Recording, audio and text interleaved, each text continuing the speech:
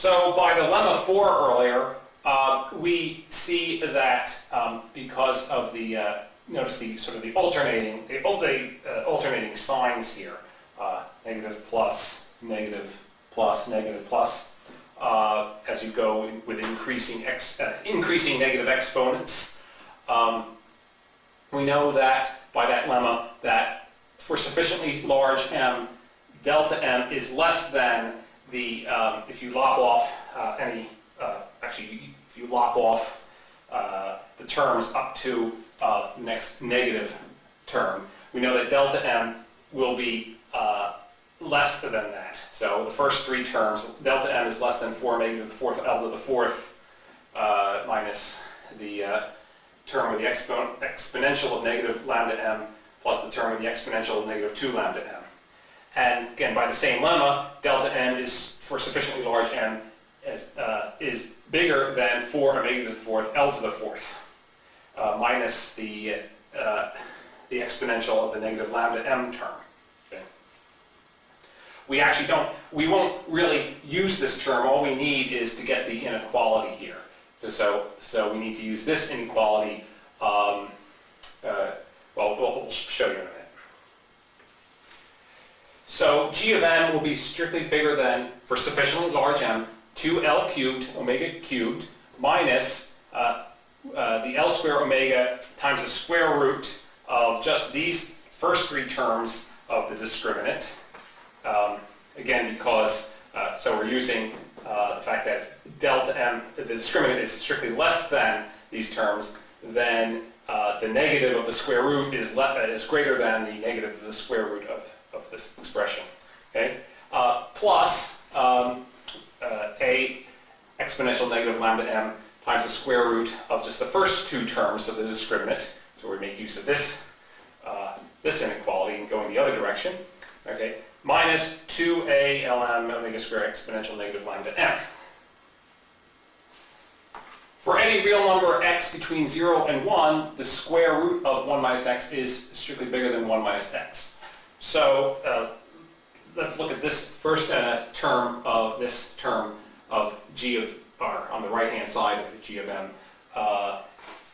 The square root of this is equal to 2 omega squared L squared times the square root of 1 minus 4a over L times the exponential negative lambda m. For sufficiently large m, 4a over L exponential negative lambda m will fall between 0 and 1. So the square root of this expression will be strictly bigger than 2 omega squared L squared parentheses 1 minus 4al over exponential minus lambda m. So we got rid of the square root. This was our goal. And I had to squeeze it in over here. This is equal to 2 omega squared L squared minus a omega squared al times exponential negative lambda 1, negative lambda m. So of course we're going to replace this inequality, this side with the square root. We're going to get rid of the square root and replace it with this expression. And for any x between 0 and 1, the negative of the square root of 1 minus x is strictly bigger than negative 1 plus x. So this term of on the right-hand side of this inequality, the negative L omega squared times the square root of these first three terms of the discriminant, that will be strictly bigger than, we actually divide out by the 4 omega squared L squared under the integral sign, and of course we compensate by multiplying by 2 omega L on the outside. So this will be strictly bigger than 2 omega squared L cubed, minus 1 plus this expression, which turns out to be negative 2 omega squared L cubed plus 8 omega squared L squared a exponential negative lambda m, and then the minus this term with the exponential of negative 2 lambda m.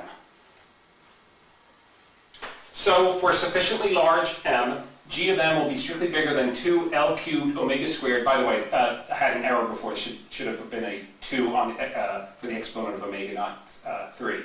As you can see, there's a certain homogeneity in the powers on the coefficients, the dimensional coefficients, the L, the A, and the M, and the B, which have dimensions of temperature, as well as the consistency on the homogeneity on the powers on the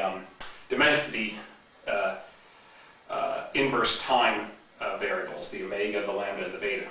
So anyway, g of m will be strictly bigger than L cubed omega squared minus 2 omega squared L cubed, so those terms cancel, okay, plus the 8 omega squared L squared A exponential negative lambda m minus the exponential negative 2 lambda m term, plus A exponential negative lambda m times 2 omega squared L squared minus 8 omega squared AL exponential negative lambda m minus 2 AL m omega squared exponential negative lambda m. And as you can guess, the exponential negative 2 lambda m terms will vanish faster than the negative lambda m terms. So all we have to do is prove positivity for the terms with just the exponential negative lambda m, which we'll do now. So for sufficiently large m, g of m will be strictly bigger than a omega squared L squared A plus 2 omega squared L squared A minus 2 AL m omega squared, all that times the exponential negative lambda m plus, I don't even have to write them out, constants times the exponential negative 2 lambda m, which is just 2 omega squared L A parentheses times parentheses 5L minus m and parentheses times exponential negative lambda m plus the higher order terms. So for sufficiently large m, the sign of g of m will be the sign of this term. It will be positive if we make this term positive, meaning we have to make 5L minus m be positive.